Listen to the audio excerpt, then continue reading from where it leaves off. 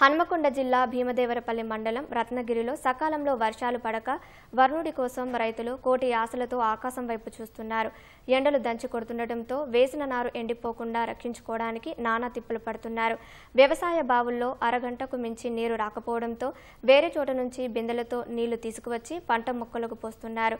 సరిగ్గా వర్షాలు లేక చెరువుల్లో బావుల్లో నీరు అడుగంటిపోతున్నాయని, వేసిన వరి నారు, పత్తి, మొక్కజొన్న పంటలు సాగునీరు అందక ఎండిపోతున్నాయని ఆవేదన వ్యక్తం చేస్తున్నారు. తమకు అనువుగా ఉండే గౌరవెల్లి ప్రాజెక్టు కాలువల నిర్మాణమైన తర్వాత పూర్తి చేస్తే పంటలకు సాగునీరు అందుతుందని ప్రభుత్వం వెంటనే స్పందించి తమని ఆదుకోవాలని రైతులు కోరుతున్నారు. భూగర్భంలో అంతా అరిగిపోయినాయి. దాని వలన మాకు నీళ్ళు పరిస్థితున్నది. దీనికి ఎంత ఇబ్బంది అంటే ఎంత ఇబ్బంది పడుతున్నాం. మాకు అందుబాటులో ఉన్నది గౌరవెల్లి ప్రాజెక్టు గానీ, దేవాదాయ శాఖ మా కాలువలు గానీ. అదేవిధంగా గౌరవెల్లి ప్రాజెక్టు ఎంత తొందరగా కాలువలు తీసి మాకు అందిస్తే దీని వలన మాకు పంటలు కాపాడుకునే అవుతాం. మేము ఇంత రైతులము 4 చేతులు అన్నం తినే ఏర్పడతాయి. లేకపోతే మాకు మన్న గతి అయితే పరిస్థితి ఏర్పడుతుంది.